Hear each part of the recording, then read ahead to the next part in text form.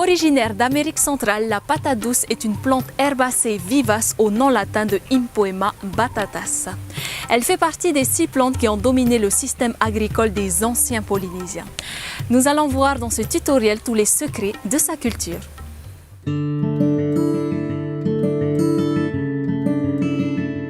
La patate douce est une liane non grimpante qui couvre assez vite le sol. Elle possède des fleurs blanches et violettes et produit des tubercules comestibles.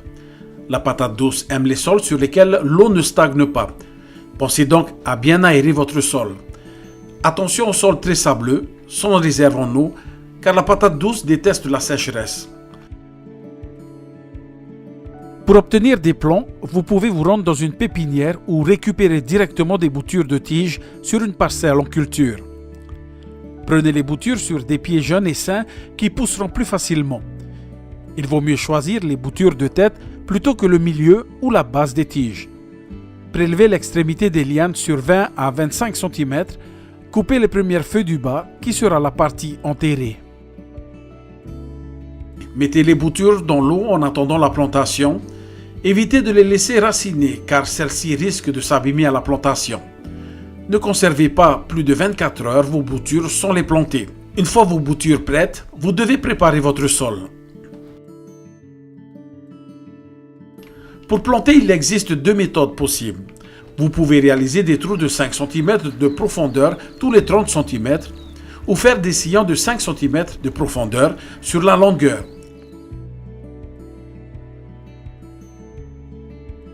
Vous pouvez également utiliser les engrais verts ou ajouter de la fiente de poule compostée lors de la préparation de votre sol. Mais attention, pas de fiente seule. Pour les trous, vous pouvez mettre jusqu'à 3 boutures. Si vous travaillez en sillon, espacez chaque plant de 20 cm sur un même sillon. Dans tous les cas, plantez les boutures à plat de préférence. La façon de planter la bouture va influencer la forme de tubercule. La plantation se fait par temps couvert ou humide. Arrosez juste après la plantation, cela permettra un bon développement du plant et de ses racines.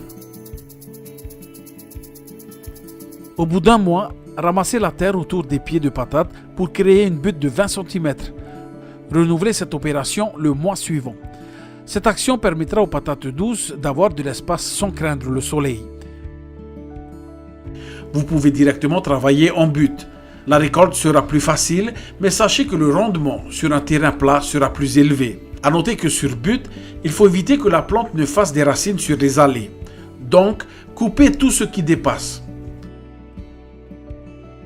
Vous pouvez pincer les bourgeons également pour limiter la croissance végétale et laisser l'énergie pour vos patates. La date de plantation idéale est entre avril et juin, les jours de pleine lune ou ceux qui les précèdent. La récolte sera donc de septembre à novembre.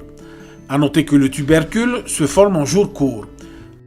La saison chaude et humide aux jours plus longs, les patates vont développer en priorité le feuillage. Pensez à arroser les premières semaines. Attention toutefois, la plante a besoin d'eau, mais ne supporte pas la forte humidité et surtout l'eau stagnante. Même si la plante couvre bien le sol, 1 ou 2 désherbages manuels seront nécessaires. Après 4 à 6 mois, vous verrez les feuilles jaunir. Il est temps de récolter avec votre bêche. Arrosez les billons s'ils sont trop secs, puis récoltez petit à petit pour éviter la conservation et le stockage du produit. Si la récolte est précoce, vous aurez moins de dégâts de charançon, moins de risques d'éclatement des tubercules et moins d'attaques de rats. Chaque plant va donner entre 1 kg à 3 kg de patates. La patate douce se conserve une dizaine de jours à l'abri de la lumière dans un emplacement sec, frais et bien ventilé. Mais si le tubercule est abîmé, il noircira très vite. À noter aussi que vous pouvez également planter la patate douce dans des sacs ou des pots. Pensez toutefois à avoir au minimum 20 litres de substrat par plant. Si vous avez des attaques de charançon, laissez le sol au repos 6 mois. Vous pouvez faire des rotations de culture en alternant patates douces, gingembre, maïs et engrais verts. Dans tous les cas, évitez de planter 2 fois de la patate douce au même endroit.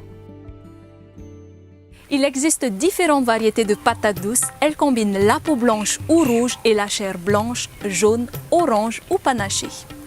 Les patates douces sont beaucoup plus riches en vitamines que les pommes de terre, notamment en vitamines A, C et E. Les jeunes feuilles de patates douces sont également comestibles. Crues ou relevées à la poêle avec un peu d'huile d'olive, elles se cuisinent facilement. Riche en amidon, la patate douce apportera ce petit goût sucré à vos plats et à vos papilles.